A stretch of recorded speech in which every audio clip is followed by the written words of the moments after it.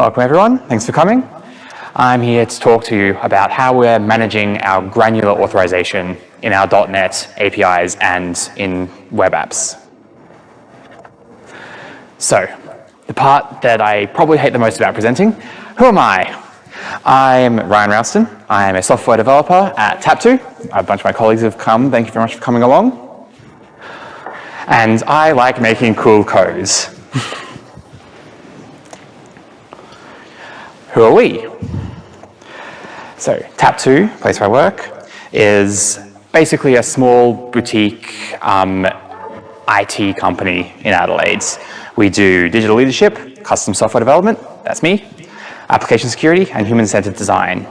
And we also have our sister company, Headful of Heart, which is our connection to graduates to help connect any students who are looking for a career with the industry. So, a bit of background on what I'm talking about. Authentication and authorization are concepts that are kind of everywhere in modern software. Pretty much every piece of software that you'll need to use on the internet will require at least authentication, almost certainly both.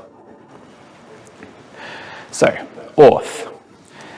There's the two main halves of it. Authentication is telling who you are. That's where you go into some sort of service, be it an Azure Active Directory, a Auth0, Google does it, login with Facebook does it. There's a myriad of providers for authentication, and the entire purpose of this is to determine who you are to a website. Generally, this is done through a JWT, a JSON Web Token. The other half of the coin is authorization. Once you know who someone is, you need to be able to tell if they're supposed to actually do something. So it can be a great system. I can tell exactly who you are and still let you do whatever you feel like if there's no authorization controls in place. And so you see that authorization is everywhere. I've worked on software for startups. I've worked on software for small businesses. I've worked on software for government. I've worked on software that targets internal users within the organization. I've worked on software that targets external users outside of an organization, be it broad other orgs or just general multi-tenants applications. All of it has required some form of authorization to control who can access what in these systems. So, over the course of many projects, we've evolved a bit of a pattern for how we handle our authorization that can catch a lot of the requirements that we've come across. Every project has added something new to the pattern, be it an extra requirement that needs to now adjust to, an extra feature that we've managed to innovate on, or just a bit of a spanner in the works. Every future project will add something else to this pattern, and so this isn't the end game. It's going to keep evolving from here, and always happy for tips because we're all learning, we're all improving things like this. So, let's meet the demo app for today.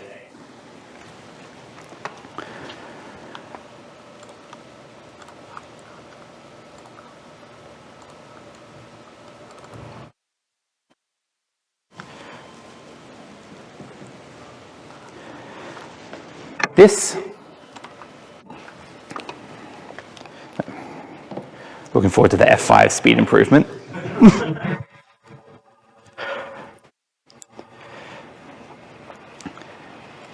This is Meet Adelaide.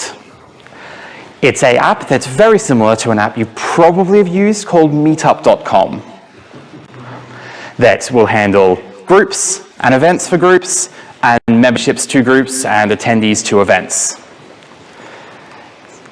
I have implemented a very simple authentication layer into this application, so I'll go ahead and sign in. It's going to sign me in. I'm going to sign in with my Tap2 account. Seamless thing to do. And if I go into my profile, I'll see that, oh, I have a profile. I have my name, and I have my email address. So I've managed to log into the app. In the app, we have groups. You have all sorts of groups. We can create new groups. You can go into our groups, and I can create posts, I can manage memberships, I can leave the group, if I leave the group, I can rejoin the group. Very normal meetup-y stuff. We have events, I can go to events, welcome, and I can attend events. All very basic meetup app kind of things. Now, I can log into this app, and you'll see that I can just go to a group. Oh, let's go to this test group. I may or may not have the rights to be here. I may or may not have the rights to do this, but let's just create an event for this group. Let's create a new event.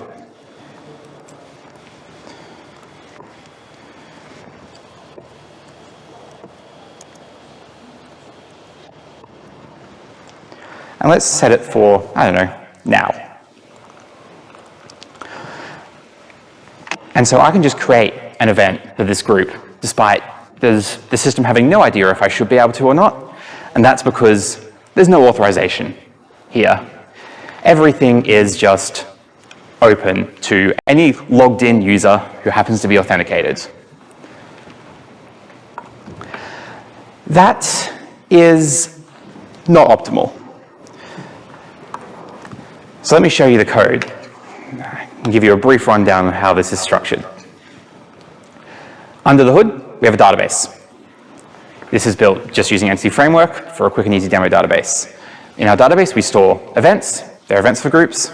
We store groups. We store posts that go into groups. We store users. And we have two tables that say group members, which is who's attending who's a member of what group, and user events, which is who's attending what events. Very simple little data model. The application itself is built using Razor pages. So our pages, we have our home page, we have groups pages, and then sub-pages for events and posts within our groups pages.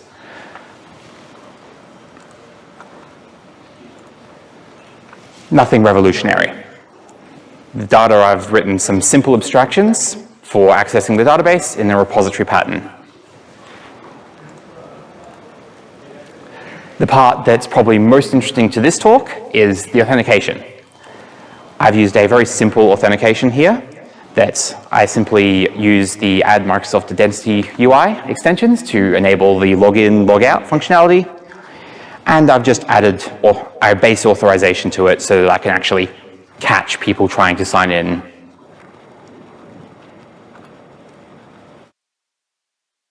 This involves a couple of key abstractions for telling who the current user is. I've created a current identity service that will get me an object ID and the current user information. .NET's very nice with the authentication and authorization stacks in that it will I can use a HTTP context accessor to just get the user from the HTTP context. I can get the user claims, and so the claim I'm using to identify a user, because I'm using Sign with Microsoft, is the object identifier. That's the unique identifier that Microsoft uses to identify every one of your individual Microsoft accounts that you have with them. So what I'm doing is I'm just accessing the claims and getting the claims of object ID. So claim constants object ID, that is a inbuilt class into the authentication library. To get object ID out, then the second abstraction will take that object ID and just access the database to get the user profile information that is stored in the database. In this case, you'll see the tables that the users I have are me, my Tap2 account, me, my personal Gmail-based account, but it's still a Microsoft account, it's the one I use to sign into this machine, and a separate dev account, which is where the app registration lives. The other half of authentication is app registrations. I'm not going to go deep into app registrations today because that's not the point. The point's authorization, not authentication. So that's the app. And it's a bit lacking. We need to add some controls into this. So let's hop back into our slides.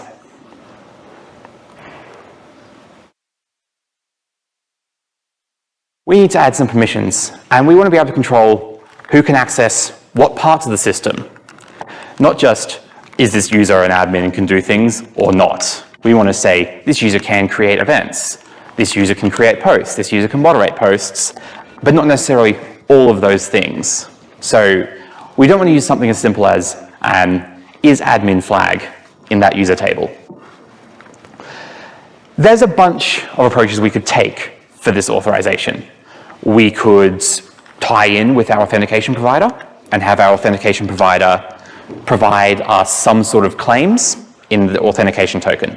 That is a form of authorization, and that's a very valid approach to doing it. The general pattern we're going with and have been going with for a while, just because it gives us much better control, is we have the identifier of the user, in this case object identifier, and then we store our authorization information in our own database that we control. So in that database, we could store our permissions in any way. We could store the isAdmin bit, we could store a bunch of strings. We could use whatever pattern we want. The pattern we're going with is to encode this permission level into bits using a flag's enum. How do you encode permissions using bits? Suppose that we had a very simple 1-byte number, 8 bits. I can assign each one of these bits a permission level. So bit 1, well, bit 0, if we start counting from 0, because that's actually easier to work with. Bit 0 is read of some noun in the system.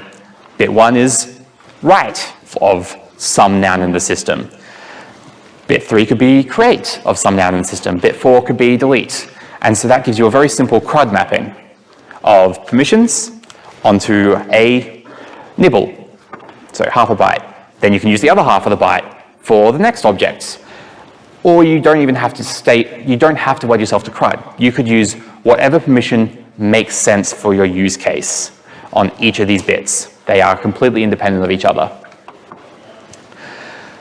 Cool, so we can encode permissions on the bits. Now what? The way to actually validate permissions when you have a user's permission stored as a bit string is you use bitwise operators. Go figure. So suppose they require read other noun permissions in this example. We AND these two permissions together and we get a result. And we'll see that our authorization flag relies on that result equaling the required permissions.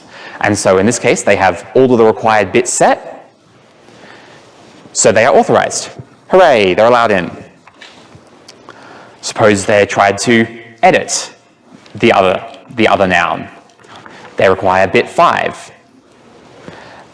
Oh, they don't have that bit. So when we AND these together, 0 and 1 ANDs to 0, and so our result does not match our required permission. And so we can say the user's not allowed in. And we can do this for any combination of required permissions. We could say the user requires read and edit of a thing to be able to do this operation. In this instance, they have the read and edit bits. We AND them together, every individual bit gets ANDed, and the required permissions equals the resulting permissions. Fantastic, they're allowed in. If they had needed read and edit of our other object, oh, we AND them together, they have one of the bits, but our result does not match our required, they're not allowed in. And so we can really quickly do permission checks in two operations, an AND and an equals.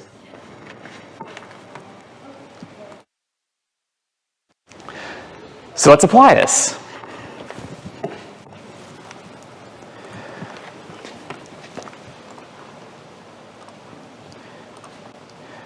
Now, rather than try and actually code all this live, which will take forever, I have cheated and created a part 2.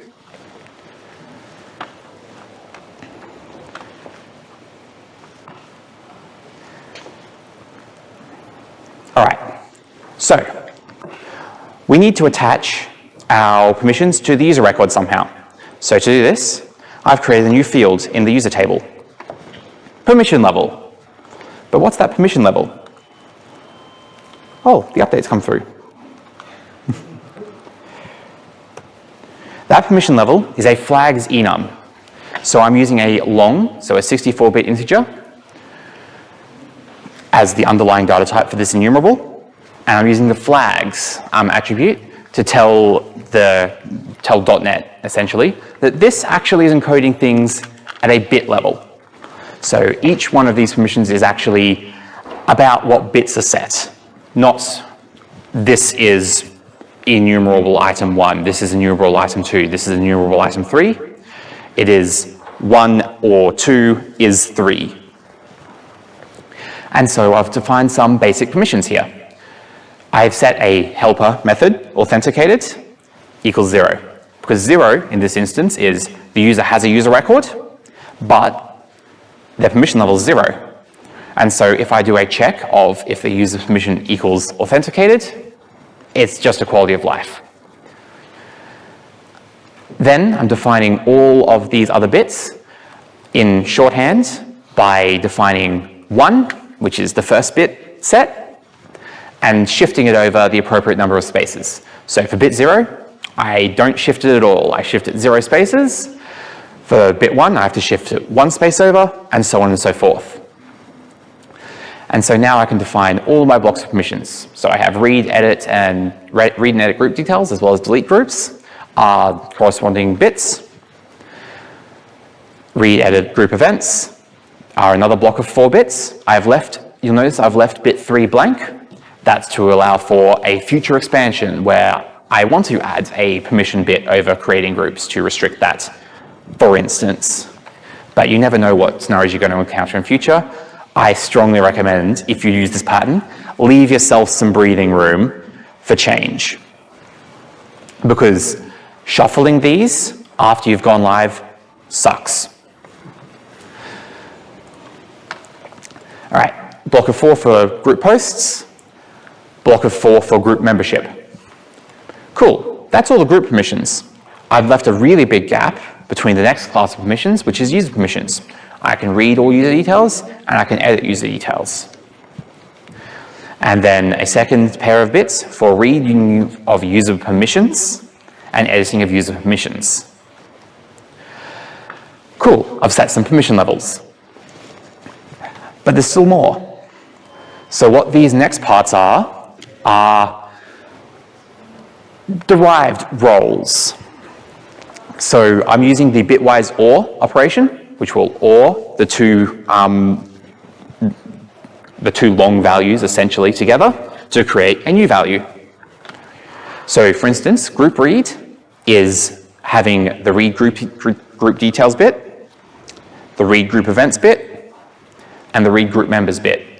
And I can combine these in any pattern I want, and I can continue to combine them further on. So I have group edit, so I have a basic edit level containing 4 of the edit bits, but I've said, you know, I think advanced edit is a slightly more privileged role that allows for some really extra operations. And so I can define a group advanced edit as all the bits in of group edit, so that's all of those bits, ORed together with being able to cancel events and delete posts. That's just a higher level operation. Then I can also define a simple group administrate, which is an even higher level of permission on groups, where I get all of the read bits, because administrators can do everything to a group, all the read bits, all of the advanced edit bits, which contains all of the edit bits, and the ability to delete the group. Only a group admin gets that particular thing in their role. And these can be used very conveniently with an abstraction in an interface to say, assign user group administrate permissions, so you can just assign the user group administrate, rather than have to say, cool, I'm going to assign this bit, this bit, this bit, this bit, this bit, this bit, this bit, this bit, this bit, to make that happen. And you can combine these in any way, shape, or form to create whatever combination of permissions you want. All right, let me just apply my database update, because I have added a column to the user table. I actually need to go and apply that. So let me just really quickly.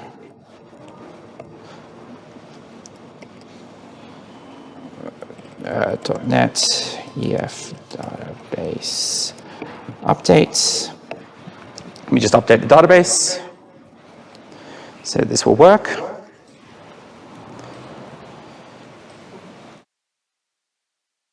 I am in the right folder. Cool. Let me just check.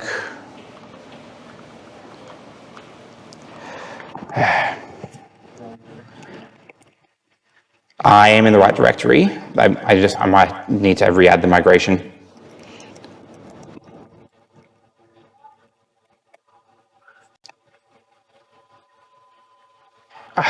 This is something I always get wrong.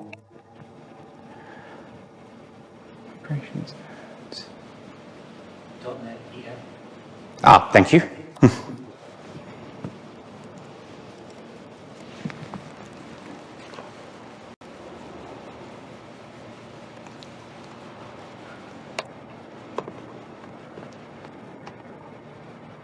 There we go.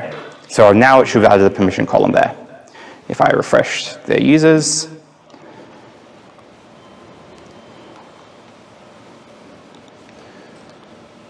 why?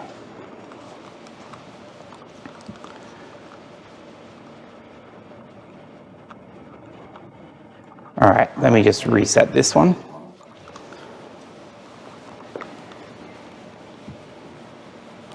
Open in terminal.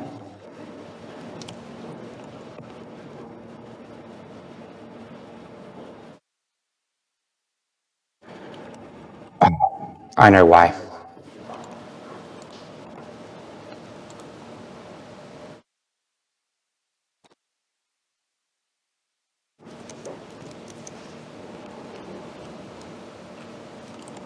Pardon me a second.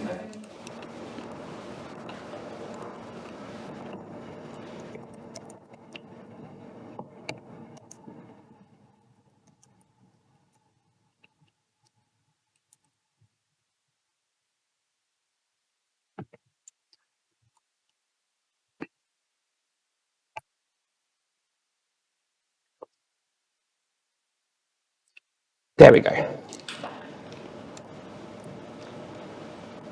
Now if I refresh, there we go. We have a permission level column. Oop.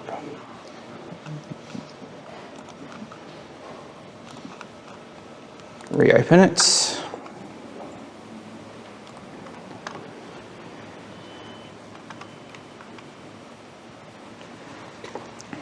All right. All right, I can sign in now. Sign in as tab 2 again. And if I view my profile, I'll see, cool, I'm still there. I've given my ID as a convenience here. But I don't actually have any permissions. No one's been assigned any permissions. So if I go and look at the users table, we don't have anyone with any permissions to do anything yet. We need a first person that can actually update everyone else's permissions. So we need our first administrator, which means I need to get myself as an admin. Let me go and edit that and get myself permissions. What permissions should I grant myself? So we have abstracted this into a bit string. This doesn't really easily convert back to decimal for us. Let me just find permissions again. The way to do this, and I'm happy if take suggestions if you found a better way, but the humble Windows calculator in programmer mode.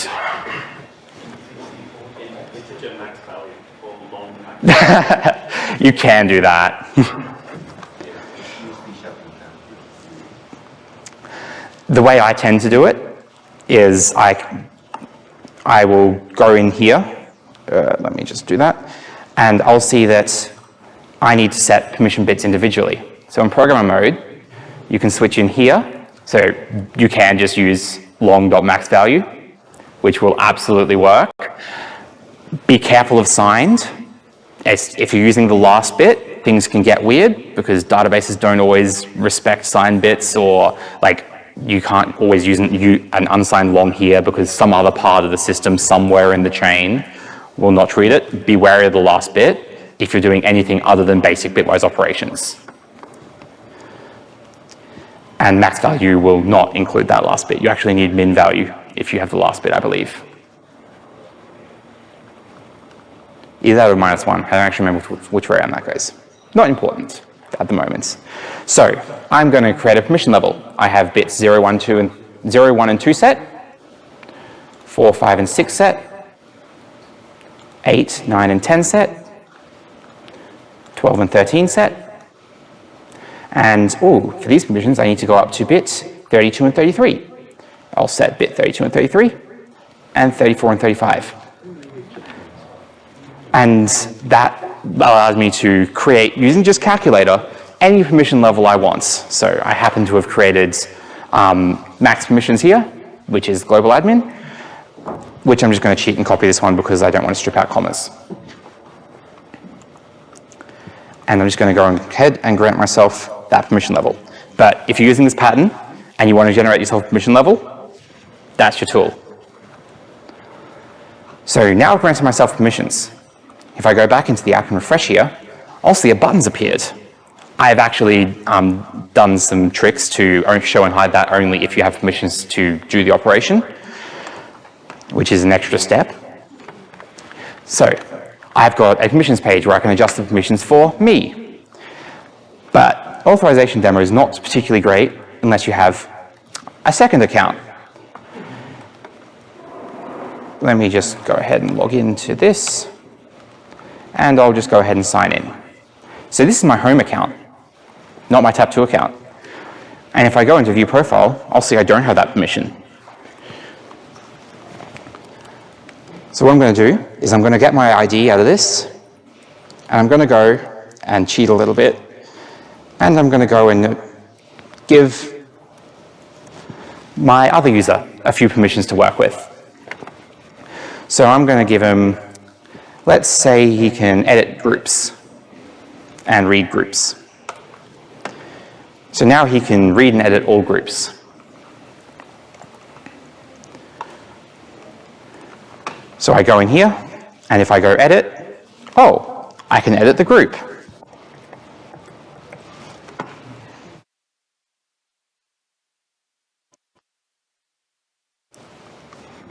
But suppose I want to go make a post. Let's just skip that for the moment. I'm denied because I've actually added a attribute which denies access to this endpoint if you don't have the appropriate authorization bit. Suppose I want to try and create an event. It's not blocking me. That's concerning, isn't it?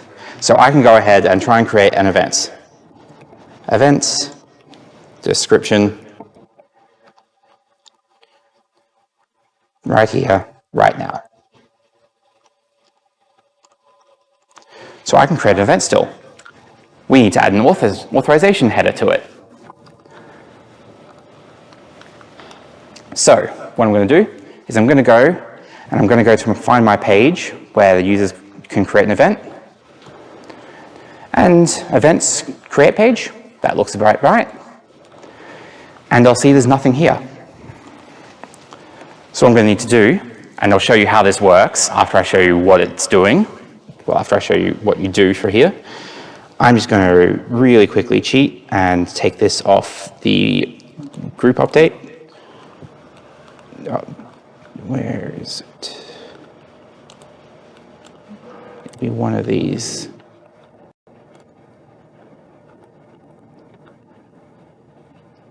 All right, I'll do it from scratch.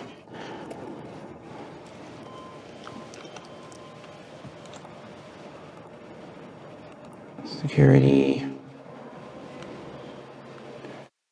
Authorized for global permission level. Yep.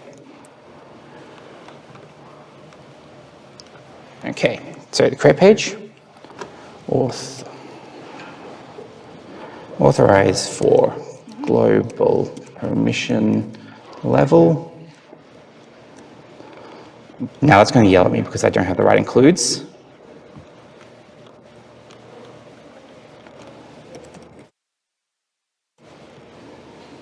And so I'm going to say, to access this page, you need permission level create. There's actually no permission level for create group events at the moment. Edit group events to be able to create events. And if I go ahead and just make this bigger, I'll see that I've now added an attribute to the controller, same as you'd add an authorized attribute. But this has a few extra little bits to it. So now if I reboot,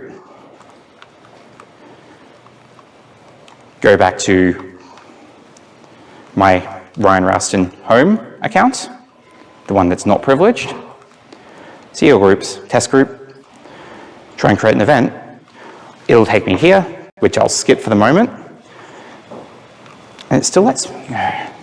This is the problem with live demos, isn't it?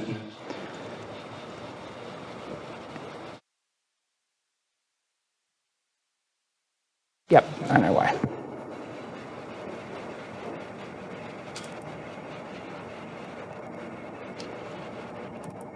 Mission level edit group events. Bear with me a second.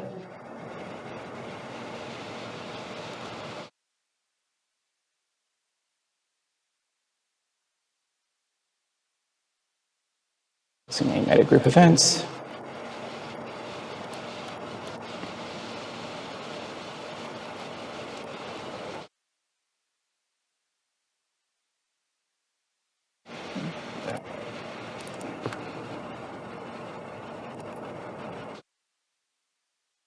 Step into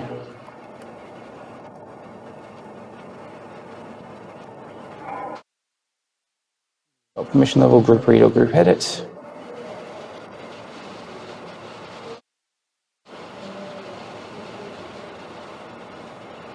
Turning false.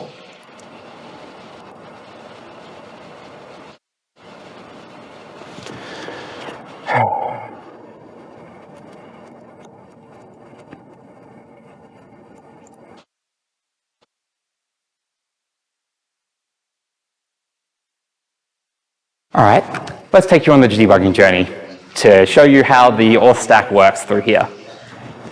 And then we'll figure out where it's going awry. So, the way this works is we have the Authorize attribute. That's the thing I've applied to the Razor page model. That supplies a permission level. .NET policies are ultimately strings at the end of the day. And so by setting this attribute, I have to then set the policy because I'm extending the Authorize attribute.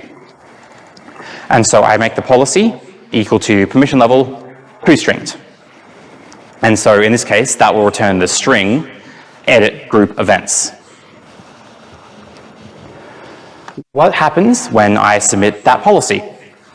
I could, in the startup, define a policy called edit group events. And in that policy, I could set all the bits needed to check whether the user has the appropriate access and make that work. Problem is, a user can have any number of combinations here. A user could have edit group events and read group events, which is a different string. A user could have, well, a role could require edit group events and sing karaoke. It could have edit group events and update user details. You could have any combination of bits.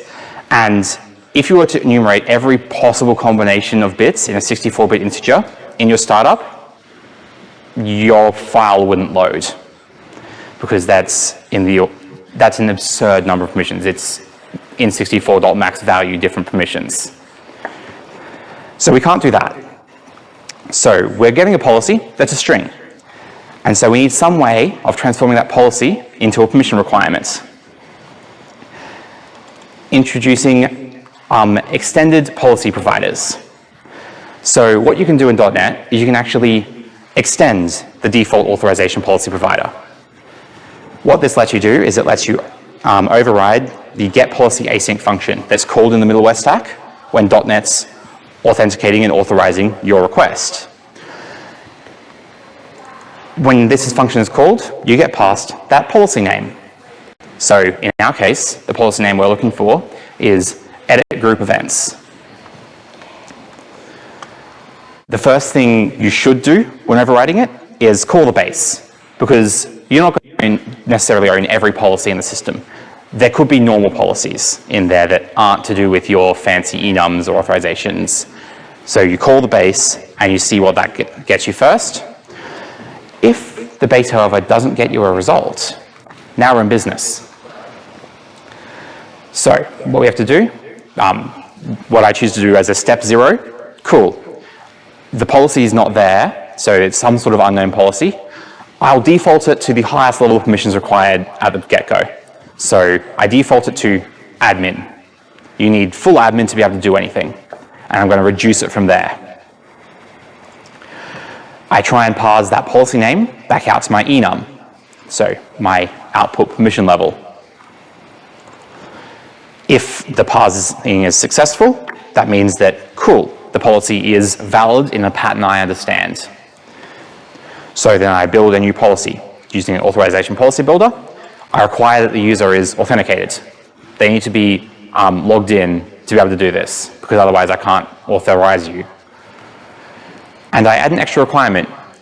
I've called this a global permission requirement. And it's because you have global permissions to the app to do something and build that policy. Then I cheekily add that to the policy dictionary so that next time you call this, you don't have to regenerate the policy. The base call will return that policy. And then I return the policy that I've just created. So that generates our policy. And that creates this requirement, this global permission requirement. Not a particularly complicated class, the requirements. Then we have our handler. So we can create a custom handler for authorization that handles a specific requirement. So in this case, I've created an authorization handler that handles the global permission requirements. I'm injecting my convenient little permission service, the current identity service here. And I'm using that to check if the current user has permission level.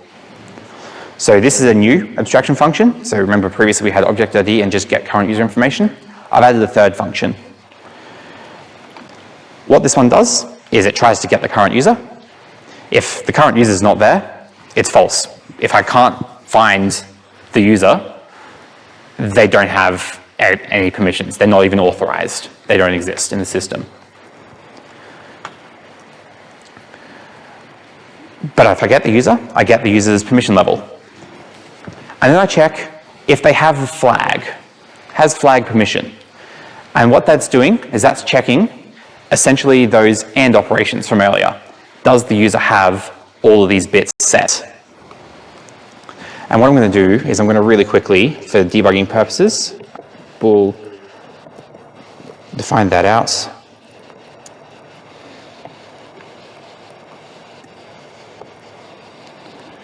Return results. Restart this, because once you've done a policy once, it'll actually cache. So you don't actually see the policy generation. So back to my home account. I'm trying to access view profile page. And so this is actually doing a check to show or hide that button. And so I'll see that this is requesting the permission level, read user permissions. And it's returning false because I don't have that permission bit set. And so I don't see the extra buttons. All right, so now I'm going to go through our test case. I'm going to try and attempt to create an event. Cool, policy is that, sorry, I'm now in my policy provider. That policy name that I'm trying to get is edit group events, as expected. I try and parse that enum out, and I get the enum edit group events. Looking good so far. Now I'm going to add a new policy. And I'm just going to step over that and show you what that policy looks like. Hopefully that's readable from in the back and online. And so I'll see I have the policy with two requirements. First requirement is deny anonymous, or you have to be logged in. That's the deny anonymous. That's what that first part there is, the require authenticated user. The second requirement is my global permission requirement with permission level, edit group events. So I've set the policy to say you need to be able to edit group events. Even if you're not using bit level permissions, being able to create your own custom policies and build them on the fly can still be very useful. All right, add the policy, move on with our lives. So now I'm in the handle requirement. I've got a requirement so next step in the middleware stack, we've got our permission requirements. Now we need to try and actually see if the user is authorized. So I get my requirement that is the same, is the edit group events requirement. And I'm going to step into this. the current user has permission level async. So I'll see my permission is edit group events. User permission level, I have group read and group edit permissions. Doesn't sound sufficient to me. And so when I try and check the has the flag, returns true. Why? This is the part that's weird.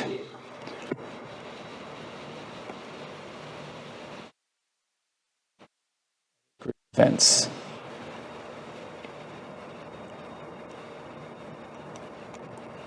Nope, that's correct.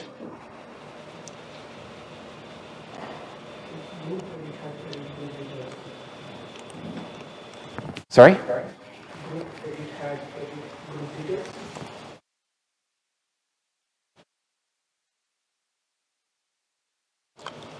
Oh, I think I know what you're saying. So my current permissions.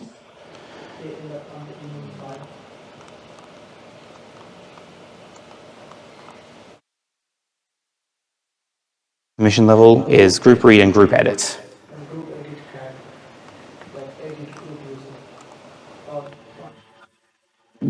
Ah, thank you. I have assigned myself too much permissions. Okay, so it's doing exactly what it's supposed to do. That figures.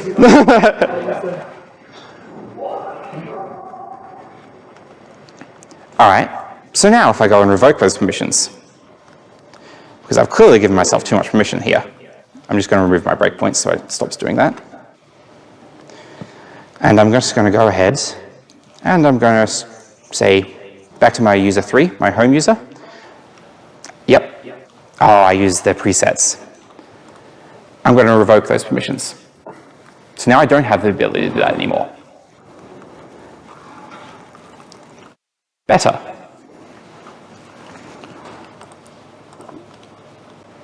If I view the permissions again, yep, they're still gone.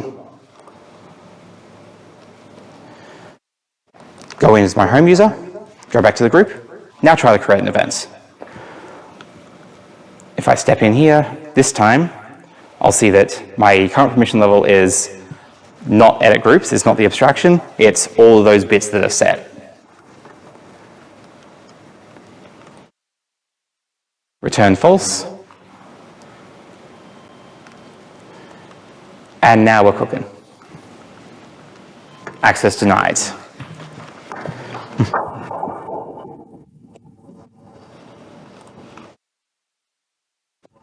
So that's the general flow. I had a question online, Yep. which was, is there any benefit to skipping bits or leaving room? Future expansion. Yeah. Future expansion is the #1 benefit to it. Yeah. So as a human, I like to group things in logical blocks. And so if, for instance, I create CRUD block 1, CRUD block 2, and put them right next to each other, what happens if someone says, suddenly, that noun, there's actually a 5th operation on it. There's a manage permissions on that noun. Suddenly you look at your very tightly bound enum and you think, oh no, I either need to put edit noun permissions as a separate bit, somewhere completely separate in the enum, or I need to reshuffle all of these other bits down one, which if you've gone live, not fun. If you haven't gone live, if you're finding just clear dev databases, not actually that bad. You just literally increase all the numbers by 1. But leaving yourself some gaps, especially if you have few enough permission levels to leave yourself some gaps with 64 bits of permissions, makes life easier down the track if there's change. Yeah, and is the order important for a hierarchy or anything, or? Not really. Completely, because each bit is completely separate from another bit, there is no technical importance to it. I can definitely see a human reason to group them logically together and to maybe hierarchy them. So for instance, in this one, this will probably take me to the wrong spot, but I'll just daisy chain in. You'll see that I've kept all of my group stuff logically together and all of my user stuff logically together. It's not really a hierarchy, but it's blocking of logical parts of your system. But each their own with approaches of how you structure these. From a technical perspective, it doesn't matter. I could shuffle these numbers randomly as long as there weren't any collisions, and it would still work exactly the same, aside from the fact that I'd have to clear the database because I'm changing the permissions. I actually should break for a moment. Are there any other questions from the audience here? Yes, Luca? Could you expand this model to handle data? Yes, you absolutely can. That's actually the next stage of this. So yeah, as Luca pointed out, this works to a point. I have been able to grant myself permissions to edit groups. Cool. I can go and edit whichever group I choose. But suppose there were some users that came along with some requirements that says, I don't want anyone to be able to edit my groups. I want to have my group, and I want to be able to edit my own group, but I don't need to edit everyone else's groups. And I don't want every other group administrator able to edit every other group in the system. That's a recipe for trouble. And so we need some sort of row or object level permissions that says, I want to allow David to only access adnug group. I don't want to let him access the front end group unless they specifically add him to do so. There will probably still be some global administrators with that global permission level that lets them do administratory things, moderation things. The internet can be a very nasty place sometimes. Sometimes you need admins with the ability to go and do things. But let's add some object level permissions into this. Don't save that.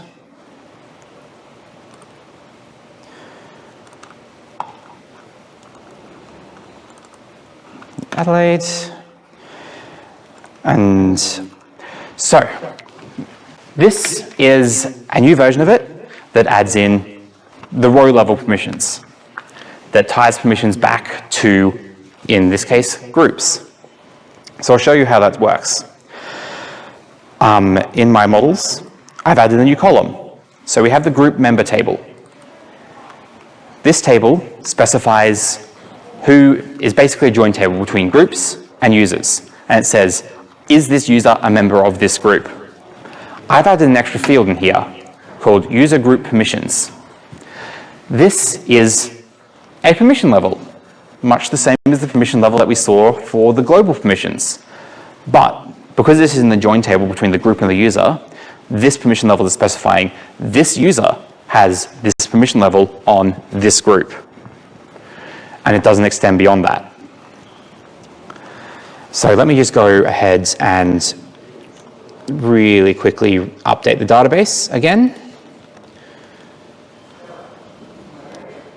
Open terminal. Now that I've cleared the existing migrations, this should just work. Apply migration. And if I go to the database, I'll see that there's a new column in here. Group members. There's now user group permissions. And they're all defaulted 0 because I haven't granted anyone any specific access to a group yet. So let's go and do that. Let's run our app.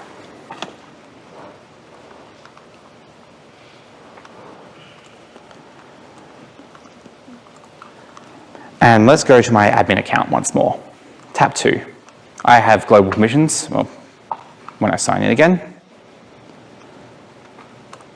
Each one of these applications is actually a somewhat slightly different application, so I have to log in every time. So let's go to my test group. And there's a new button I've added that allows me to edit a user. So let's go to my home account. And I can now set permissions for this group specifically against that user. So if I was to set create group posts and edit group posts and delete group posts. Why not? He can do those three things. You're a moderator, but nothing else. And I'll go and update the permissions. And before this catches me out, I'm just going to go and remove his global permissions because that's going to get in the way of this demonstration.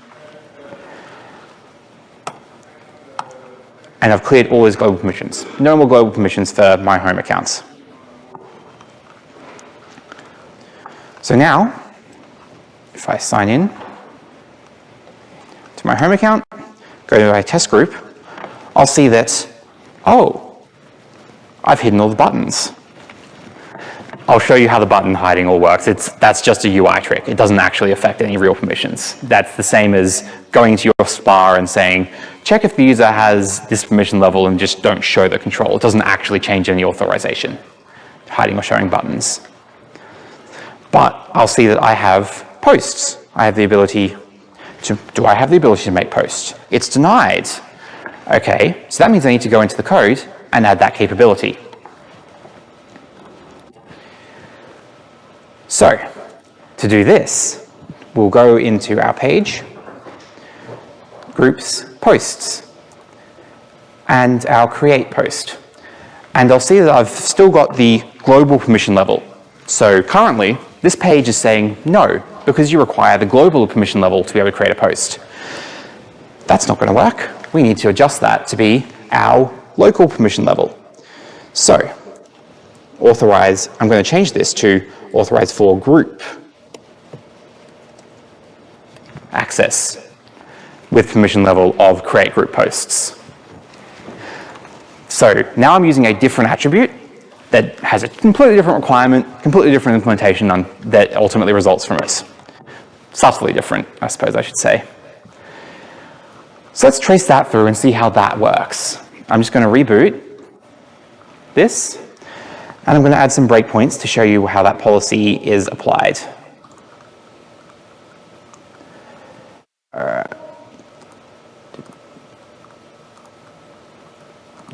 Permissions, requirements, group permission handler, breakpoint here, and permission policy provider, breakpoint here. Cool.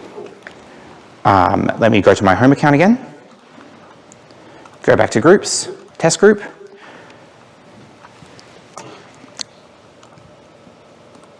Safe. And now I'm going to try and make a post. And what I'll see is I get a policy name. My policy name is create group posts, comma. So now there's actually two parts to this permission string, this policy that I've created. And I'm using just a comma to separate. You can use whatever delimiter you want. I recommend not colon, just because some scopes already use that and it can get in the way. But a comma string is a fine way of handling it. I've not had any issues using commas. The other half of it is a constant value, group permissions.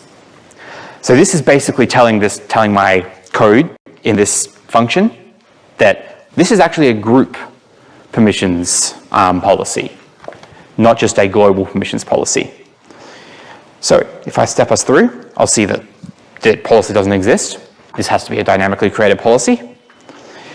Same as before, I'll set the policy to admin and then work backwards from there, just because if for some reason an enum parse fails, I don't want to let someone in who shouldn't be in. Fail on the disallow side. Good philosophy in general. Now I'm going to split in the string, so I get an array of my policies. Two of them. The first one's going to be much the same, except I'm just getting the policy 0 rather than the whole policy. So the first one in that array. And if I go through here, I will see that I have an initial policy. I am working my policy backwards, and so my new policy is a global permission policy with two requirements. Requirement 0 is deny anonymous, same as before, and requirement 1 will be permission level create group posts. So this is a global policy, global permission requirement, that you have the global role to be able to create group posts. And before we added object permissions, that's where the story ended. But now there's an extra step. I'm checking if there's a second half to the policy. If there's not a second half to the policy, the story ends there. That is, if this is a global permission requirement.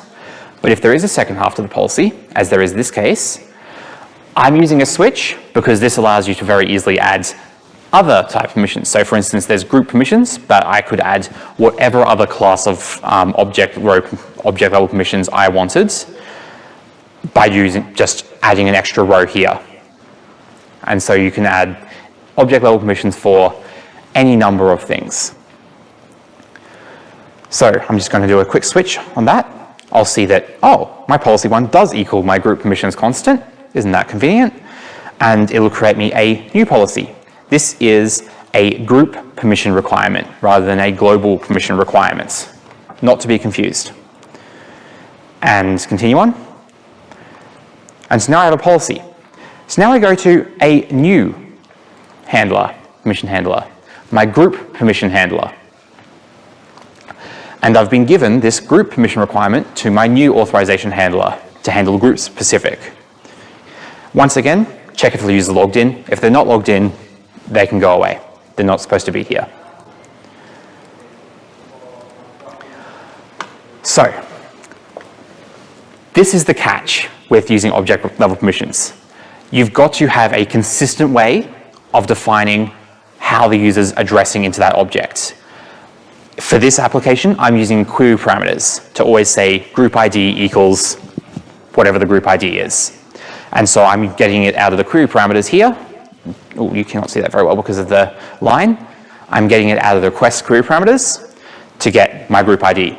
In other applications, I've used route parameters, which is a very similar operation. Instead of getting it out of the query, you get it out of the route. And so you can get this out of anywhere in the HTTP context, but it needs to be in the same place. Otherwise, this will not work. You can check in multiple places if you really want to, but just put it in the same place. I'm going to get my group ID out and convert that to a long, because that always comes out as a string from query parameters. And I'll see that this group ID is 2. I'm checking if the group ID is real. So if the group ID is not found, I can't succeed this requirement because I can't validate against the group. So now I'm going to use a new helper function in our current identity service. There's now a new function. Current user can access group. Step 1, check if they have the permission level. If they have the global permission level, I don't care if they can or can't access that specific group. They're globally allowed to do this operation. I can just check that and then continue on. I get the user and I get their group membership. So this is getting the group member record that says what the user group permissions are.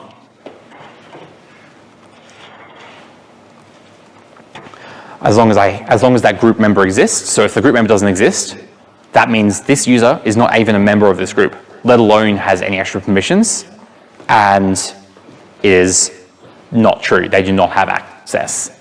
And then I do exactly the same thing. I check against the user group permissions there, and I check has flag, create group posts. And so what we should see here is that should return true. And so the requirement will succeed because I've granted myself the object level permission to create group posts. After all that, I can go back to my browser and create a post. On the publish, because this is a separate endpoint and the same controller, it will have to revalidate that auth because I'm setting a new rope request. I have to validate it every time, and so I'll see that here I've requested policy name, create group posts. Because I've cached it in my policy thing, I'll see that I actually get the policy out of the base class for the policy provider, and so I can just return that policy outright. Makes life a bit quicker. I'm just going to go and skip the handle requirement because it'll let me create the post, and now I have a new post. Yay! All right. Some caveats to all of this. First of all, you have Razor pages, you have to add it at the controller level. Well, at the page model level is how it's called in Razor pages. You can't do it per method. In an API, you can do this per controller endpoint. And so, for instance, if I have a home page that had a bunch of buttons like edit and delete, I can delete a post straight from this page. And let me just go and do that. By post 401, unauthorized. And the reason that that's unauthorized is that I have to actually do a manual check in that endpoint. Let me just go and quickly navigate to it. Posts, so this is on the details page for a group, and I'll see that I have an on post, delete post. Yes, it's funky, but it's the HTTP post and then the logical group post. They're just both called post. I did not think that through. And so what I have to do is I have to check if the user has permission level to delete group posts. And what I actually now need to do, now that the object level permissions, I need to change that to be current user can access group. And that takes the group ID and pass the group ID into that. So I now need to check if the current user can access the group to be able to delete posts in that group. And if they can't, unauthorized. They're not allowed to do it. And you have to add this inside the controllers for all Razor pages. For an API, you can add an attribute to the endpoints, the same as I've done for the whole class, and the most specific will be the requirement. So you can set read at the class level. In this case, I've used allow anonymous because we want even non-logged in people to be able to see a group. And then you can add an edit attribute on that endpoint or whatever your heart desires. Next caveats. This supports conveniently up to 64 bits. If for some reason you need more than that, the easy answer I've got for you is just use two different permission levels and find some sort of logical divide to draw the line between them, or 3 or any number.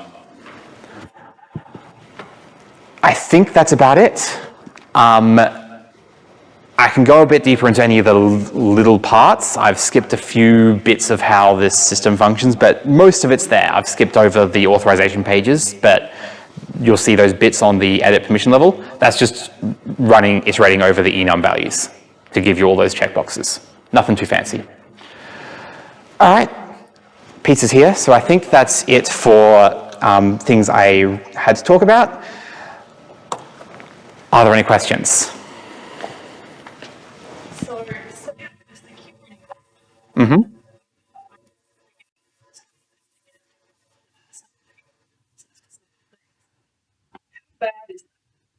To get out again. How much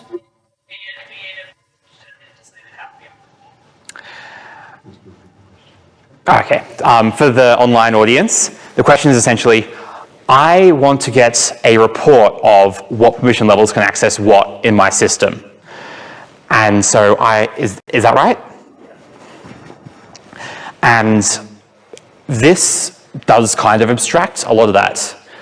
I would argue that kind of any authorization system will to a degree. The one benefit of this is that you can just, theoretically, I've never had to do this, theoretically you could write a regex or some sort of security scanning tool. I know there's some really, I know there's a couple of really powerful security scanning tools